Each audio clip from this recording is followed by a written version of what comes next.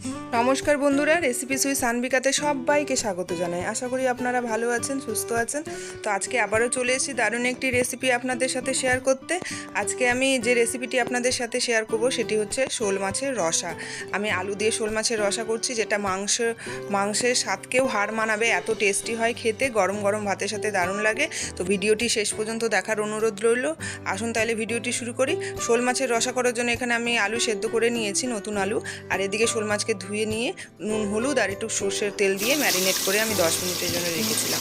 তারপরে এখানে সর্ষের তেল গরম করে নিয়ে কড়াইয়ে আমি মাছগুলোকে একে একে ছেড়ে দিচ্ছি। মাছগুলোকে আমি লাল করে ভেজে তুলে নেব। এই রেসিপিটি দারুণ লাগে খেতে। আপনারা অবশ্যই আমার মতো করে একবার রান্না করে দেখবেন আর আমাকে কমেন্টে অবশ্যই জানাবেন কেমন হয়েছিল আপনাদের শোল মাছ। আশা করি খুব ভালো হবে।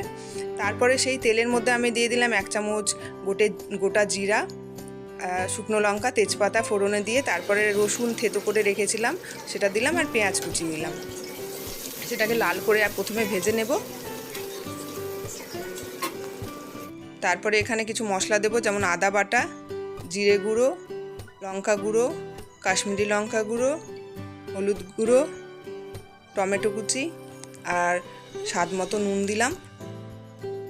দিয়ে মশলাটাকে ভালো করে কষিয়ে নিতে হবে। সামান্য একটু জল দিলাম, কারণ গুঁড়ো মশলা আছে, লেগে যেতে পারে, সেজন্য অল্প করে জল দিলাম। দিয়ে এবার মশলাটাকে আমি 3-4 মিনিট মতো ঢাকা দিয়ে কষিয়ে নেব।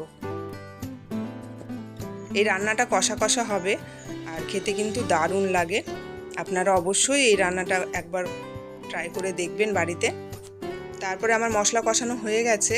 এরপরে আমি যে আলু সেদ্ধ করে রেখেছিলাম সেগুলোকে একটু হাত দিয়ে ম্যাশ করে দিয়ে দিচ্ছি।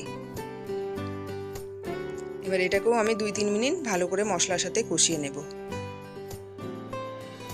তারপরে দিয়ে দিচ্ছি সামান্য একটু চিনি আর 2 কাঁচা লঙ্কা চিড়ে দিয়ে দিলাম। চিনিটা টেস্টের জন্য দিলাম আমি, আপনারা চাইলে স্কিপ করতে পারেন। তারপরে আমি এখানে দিচ্ছি গরম জল। এখানে ঠান্ডা জল আমি দেব না, কারণ আলুটাও সেদ্ধ আছে, মশলাটাও কষানো, সমস্ত কিছু। আর গরম জল দিলে তাড়াতাড়ি রান্নাটাও হয়ে যায় আর টেস্টটাও কিন্তু ভালো হয়। তারপরে ফুটে যাওয়ার পরে আমি এখানে গরম মশলা গুঁড়ো দিয়ে দিলাম। তারপরে যে ভেজে রেখেছিলাম মাছটা সেটা দিয়ে দিলাম। দিয়ে আমি এটাকে ঢাকা দিয়ে রেখে দিলাম 5 মিনিটের জন্য। দেখুন ঢাকা খুলে আমার মাছটা কিন্তু রেডি হয়ে গেছে। আমার ভিডিওগুলো যদি আপনাদের ভালো লাগে প্লিজ একটা লাইক, একটা শেয়ার করবেন। আর যে বন্ধুরা, নতুন বন্ধুরা দেখছেন, তারা এখনও সাবস্ক্রাইব করেননি, প্লিজ প্লিজ আমার চ্যানেলটিকে সাবস্ক্রাইব করে আমার পাশে থাকবেন। পাশে থাকা বেল আইকনটিকে ক্লিক করে করবেন, যাতে যে ভিডিওগুলো আমি পোস্ট করব আপনাদের কাছে নোটিফিকেশনের মাধ্যমে পৌঁছে যায়। প্লিজ আমার ভিডিওগুলোকে আপনারা প্লিজ দেখবেন। আর কেমন লাগলো কমেন্টে অবশ্যই জানাবেন। যদি আমার ভিডিওটি আপনাদের ভালো লেগে থাকে প্লিজ লাইক শেয়ার করবেন, আমার পাশে থাকবেন। আবার দেখা হবে নতুন আরেকটি ভিডিওতে। Thank you. খুব ভালো থাকবেন, সুস্থ থাকবেন।